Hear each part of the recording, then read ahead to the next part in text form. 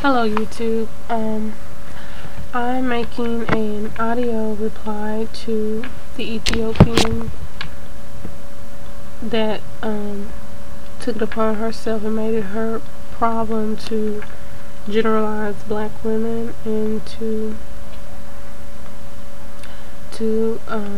dissect us and make it her business to tell the world why we are at the bottom. And she didn't just speak about black American women, she also spoke about black Americans, period. She explicitly said no one aspires to be like black Americans. That one's for the men out there that's co-signing. She also has a lot of things she says are very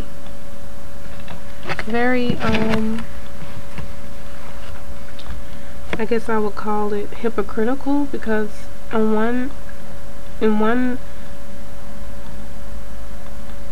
part of the video she's speaking about how black American women don't speak proper English, they're loud, they're rude.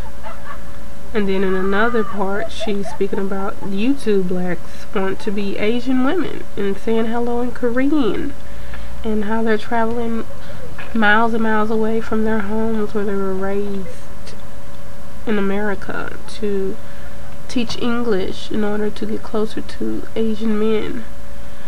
And they're teaching English, mind you, but yet we don't speak correct English.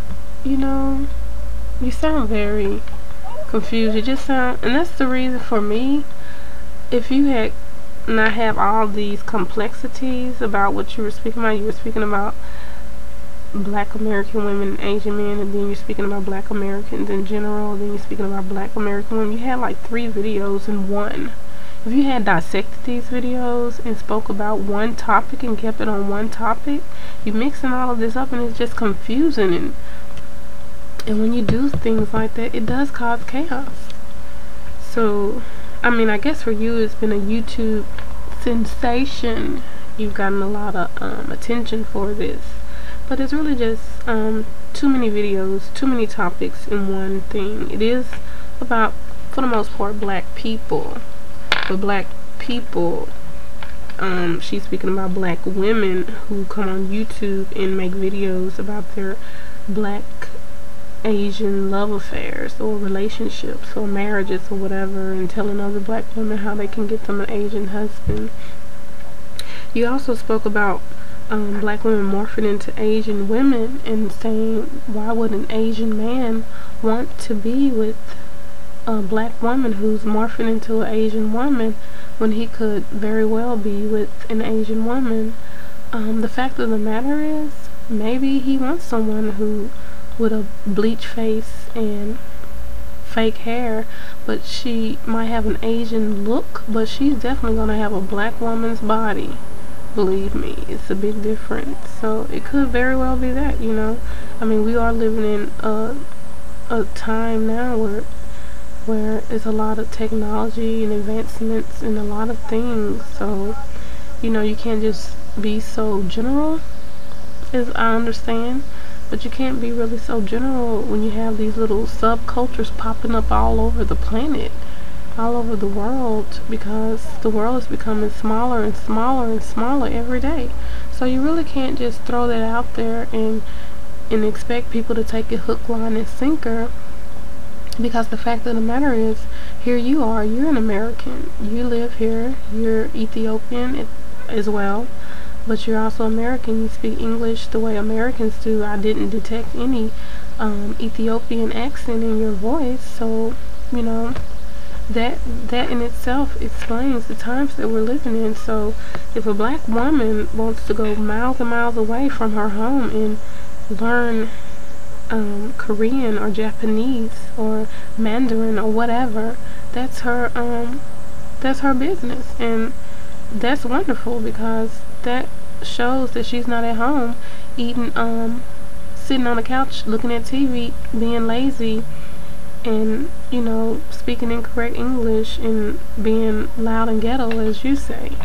You know, you even in your video, you show that there are different types of black women, and then you go on to say as well that we're not normal. Black West African descendants of black West African slaves are not normal, and 90% of us, 90, that's a lot, 90% of us are raised by our grandmothers and single parents. That's not true. It's not 90%, ma'am. Maybe you can go back to the 50% that you spoke of when you said 50% of us, the majority, over 50% of us are not normal. Maybe you need to stick with that 50 and a little over 50, but going so far as to say 90%, you're basically saying every last one of us are screwed. Okay? There are some of us that are saving grace. Thank God. Also, I wanted to touch on the fact of,